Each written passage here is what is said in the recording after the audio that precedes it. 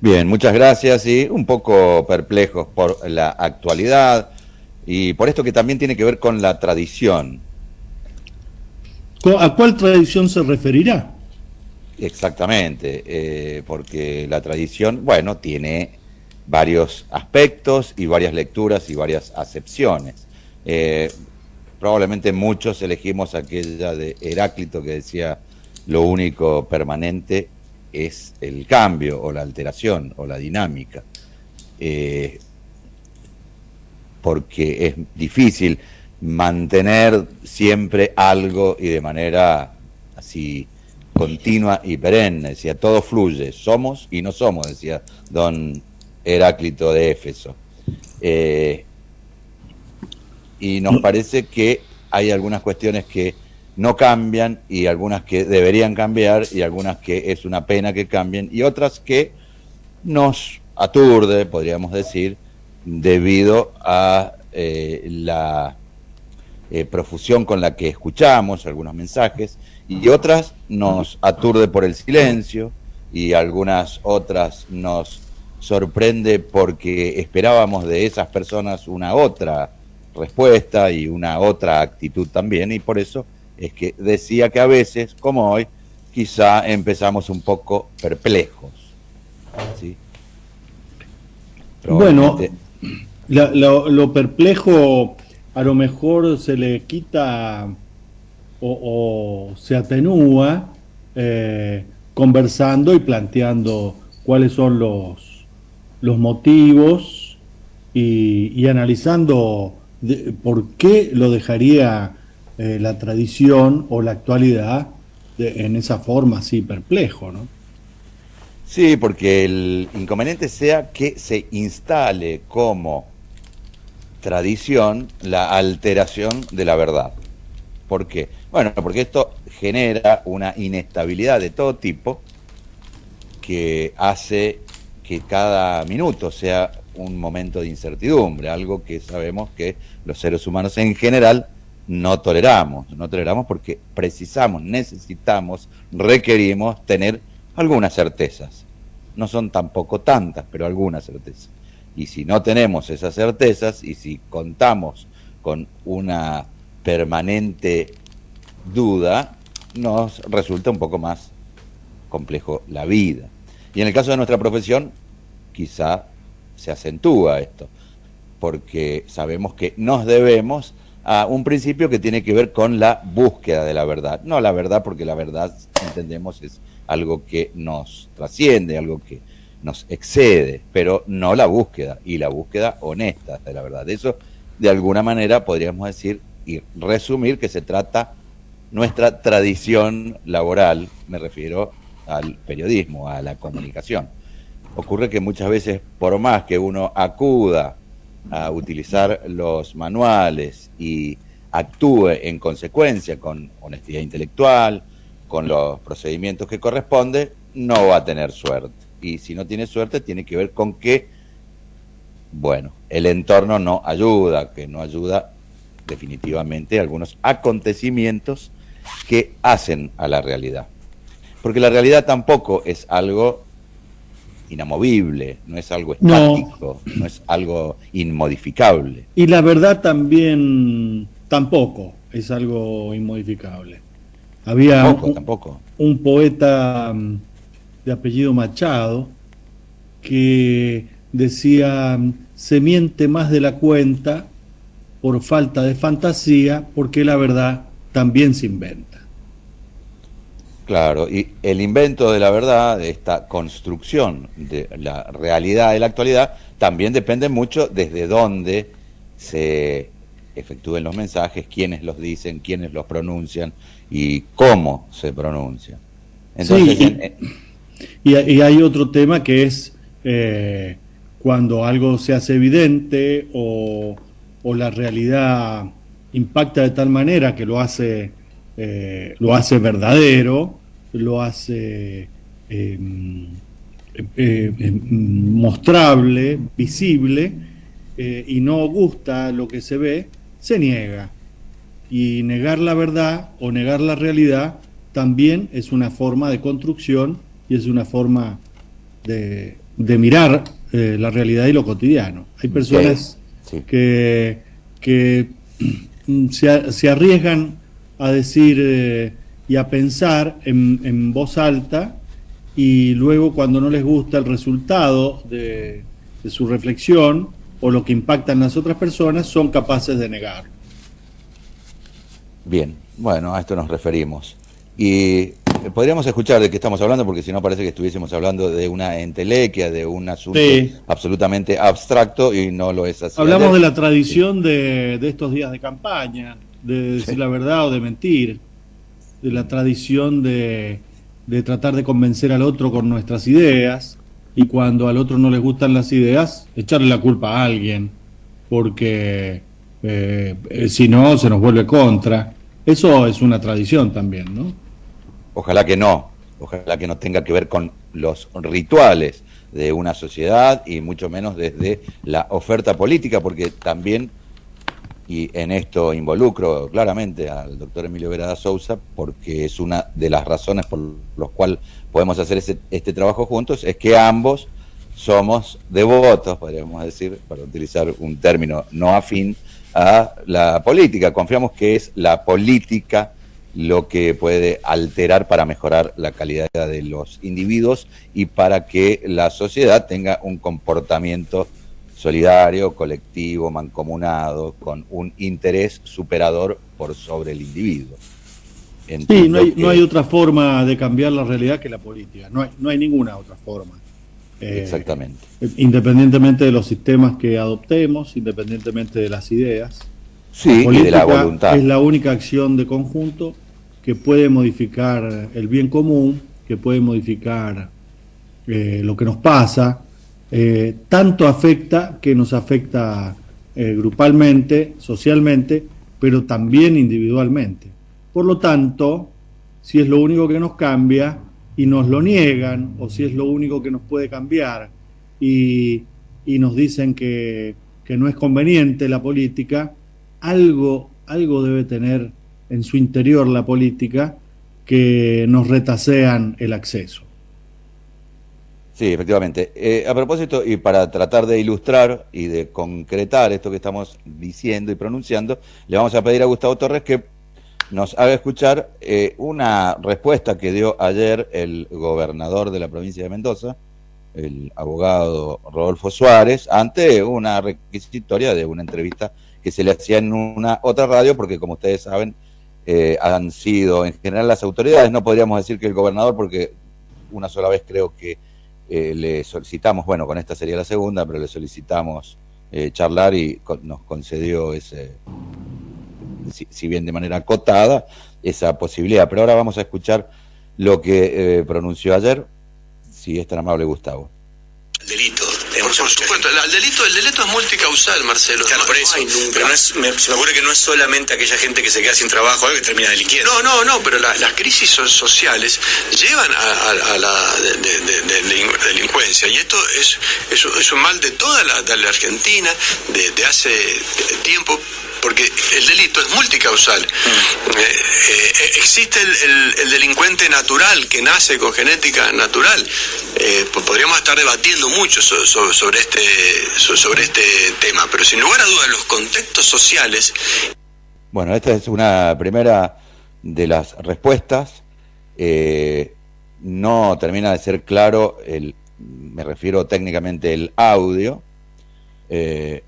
Según su expresión posterior, de lo que dijo luego el gobernador, dijo lo contrario a lo que se escucha en ese audio. Dijo que él de ninguna manera podía abonar el criterio de herencia de la delincuencia como una consecuencia hereditaria genética. Pero, sin embargo, bueno, es lo que se escucha bastante claro en el audio, si bien es contradictorio con lo que empieza diciendo, porque dice que es multicausal. Si es multicausal, obviamente que lo genético queda desbaratado. Asimismo, podemos escuchar esto. Intentamos, procuramos hacer de nuestro oficio, no diría de una profesión, pero lo que corresponde. Y lo hacemos, no es que solamente lo intentamos, lo hacemos, buscamos las fuentes para saber si esto era así o no, y bueno, no obtuvimos el 100% de la posibilidad de dar una respuesta pública. En realidad, la idea era conversar con el gobernador sobre estos aspectos, sobre estas declaraciones, porque más allá de esto técnico, no técnico, nos preocupa dos cosas: o que piense eso que dijo, sería realmente gravoso que piense que el delito es una consecuencia de una característica genética, pero también nos preocupa que no piense lo que dice. No sé si estamos claros. Que el delito sea producto de una situación genética o de la herencia, del ADN, es una teoría que ya ha sido absolutamente descartada.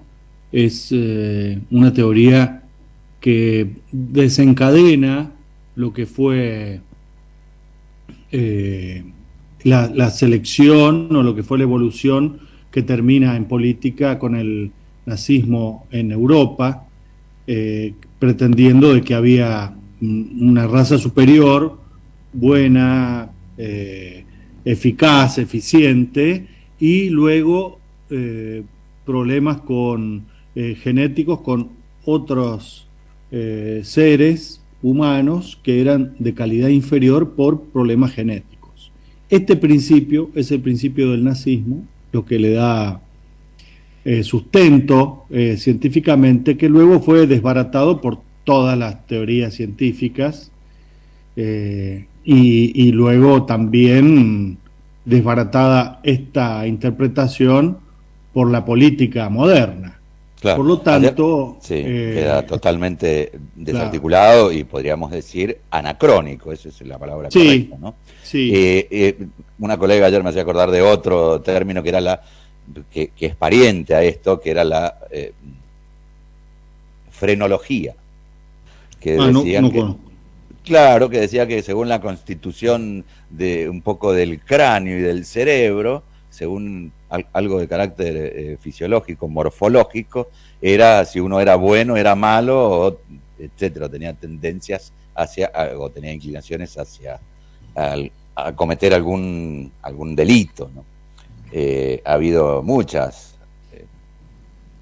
de estas suposiciones, especulaciones, se llama muchas son, eugenesia también, claro, la aplicación de leyes biológicas para intentar perfeccionar la raza humana, y la forma de hacerlo es excluyendo a los humanos que no son tan perfectos, claro, excluyéndolos de la reproducción. Claro, hasta que pensando después... si hay alguno que tiene un gen que lo hace delincuente, se excluye a ese, pensando que hay otro que tiene un gen que lo hace menos lindo, menos bello, se excluye, y se van excluyendo y solo se reproducen los que son buenos, los que son sanos, los que son esbeltos, los que son bellos, los que son inteligentes, de acuerdo al que hace la selección, ¿no? Exactamente, el de acuerdo a quien hace la selección es en realidad de acuerdo a quien se pronuncia y a quien impone el idioma, claramente. Esto tiene que ver con el estudio del estructuralismo lingüístico, que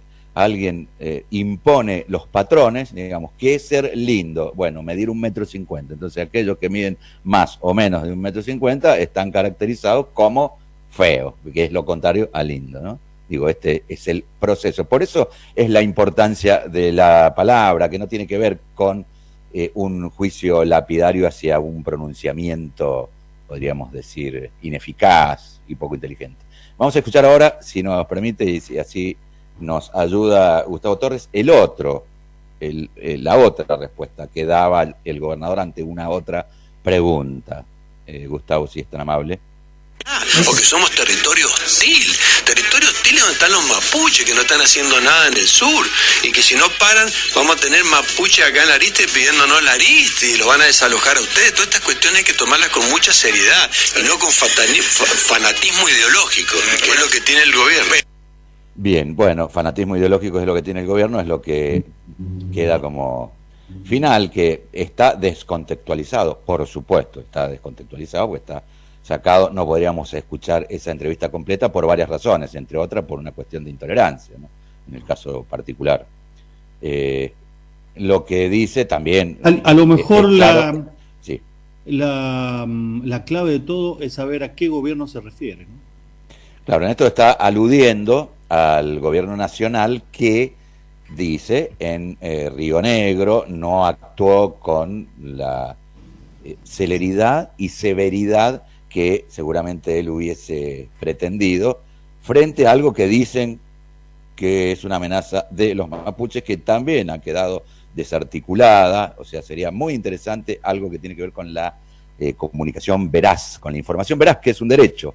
Y es por eso que nosotros estamos tratando de dilucidar y de escuchar esto sin elaborar un juicio sin los elementos necesarios. Tratamos de obtener los elementos necesarios y nosotros no, nuestro rol, nuestro papel no tiene que ver con juzgar, si bien el periodismo muchas veces y muy mal hecho lo que hace es ni siquiera juzgar, es sentenciar.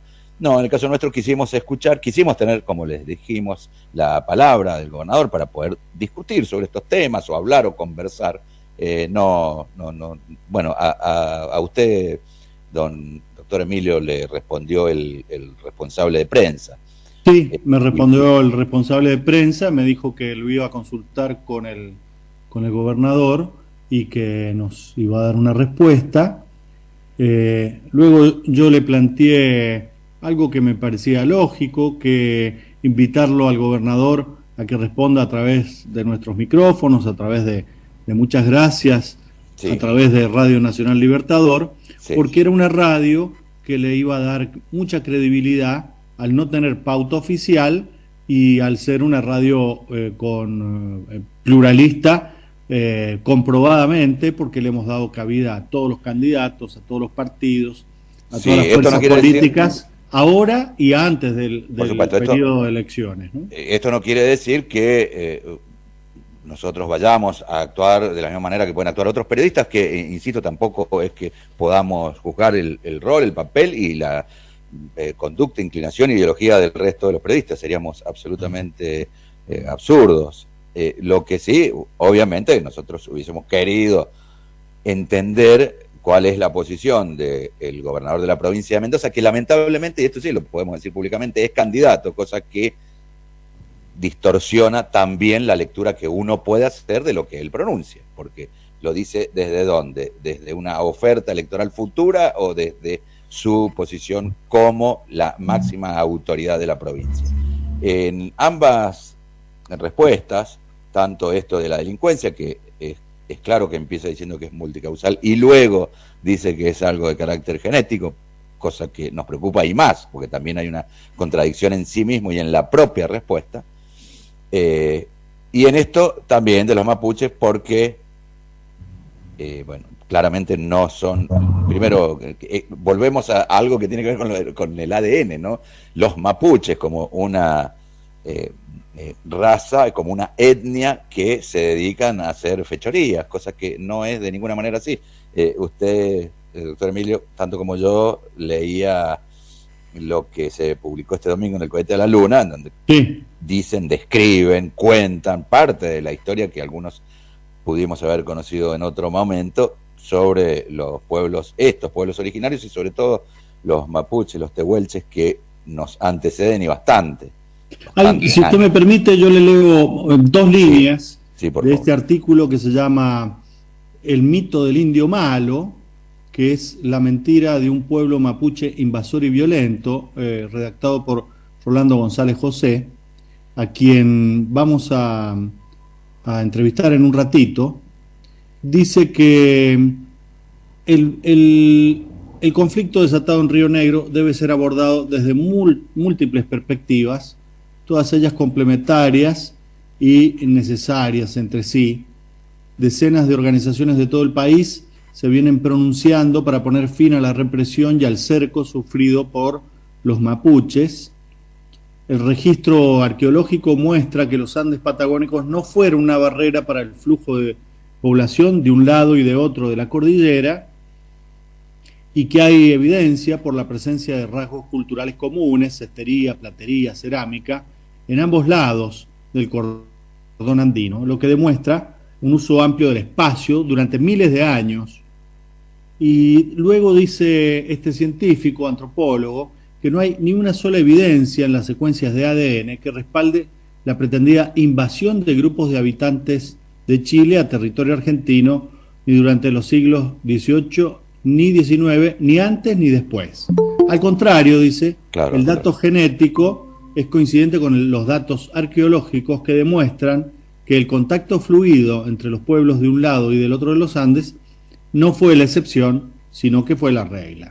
La historiografía, la etnografía, la lingüística ponen en evidencia la presencia de rasgos culturales y lingüísticos mapuches, no solo en la Patagonia, sino en el centro argentino, que son claramente anteriores al momento del contacto con los europeos, sí, y lo también que simplifica la discusión sobre este tema de quiénes son los primeros. Y dice que la ciencia en este sentido es concluyente, quedando la versión del mapuche invasor solo en boca de comentaristas mediáticos o de humoristas que juegan con los muñequitos de Playmobil o con tuiteros varios. Bueno, Esto hablando, dice sí, un científico, se puede leer la nota entera en la última edición del Cohete a la Luna, que está disponible en internet gratuitamente. bueno, hay algunos mensajes y sabe que como corolario de esto, y también le vamos a pedir a Gustavo que lo ponga, hay alguien que hay gente que tiene humor, entonces prefirió musicalizar como corolario esta última declaración sobre los mapuches de esta manera, a ver si Gustavo nos lo hace escuchar. Ahí está. Un mapuche yo, un mapuche Aristides. Un mapuche yo, un mapuche Aristides. Bueno, hay gente que tiene perspicacia, velocidad, celeridad y, por supuesto, sentido del humor que en el caso de quien habla tal vez carece. Hicimos, como dijimos, todo el recorrido para acudir a la palabra, a la respuesta del gobernador. No hemos tenido suerte, inclusive me gustaría que usted repita un término, en realidad que le respondieron con una pregunta, algo que no se hace a usted, doctor Emilio Vera Sousa. Sí, me parece que es más elocuente eso quizá que todo el resto, ¿no? Claro, yo luego de justificar o de argumentar por qué solicitábamos la entrevista con el gobernador, a su jefe de prensa y publicidad, le planteé que si él quisiera este espacio para reafirmar lo que dijo o para desmentirlo o para disculparse por lo que dijo, era un buen espacio y que nosotros considerábamos que... ¿Y qué le respondió? Y nos respondió, ¿disculparse o desmentir qué? Claro. No el gobernador, claro. No. Esto lo dijo fue su jefe de prensa, ¿no? Y por esto yo podría sostener una teoría que desbarata aquello del ADN a propósito de esta respuesta y de este joven que es el encargado de prensa de la provincia. ¿Sabe por qué? Porque yo conozco a su papá, que se llama Luis, y es un hombre honesto, es un hombre que se conduce por la vida con la verdad. Y él es el hijo, por lo cual lo del ADN parece que no funciona. Claro, no, esa teoría no se comprueba en este caso. No se comprueba, claro. Porque don Luis es un hombre Héctor, si honorable. le parece, y... algún mensaje, sí, efectivamente, algún mensaje y vamos al boletín con las noticias. Claro que sí, acaba de llegar en este momento el mensaje de Emilio Palana que dice lo siguiente: finalmente, la oposición al Frente de Todos tiene su ícono. Entre los que quieren enterrar al kirchnerismo, los que quieren sonar a trompadas al presidente y los que quieren terminar violentamente con el reclamo de pueblos originarios, entre otras cosas. No es de extrañarse que aparezcan remeras con la leyenda "Somos todos Milei" y que las utilicen. El mensaje de Emilio Palana, Santa Rosa, en Mendoza. 8:30.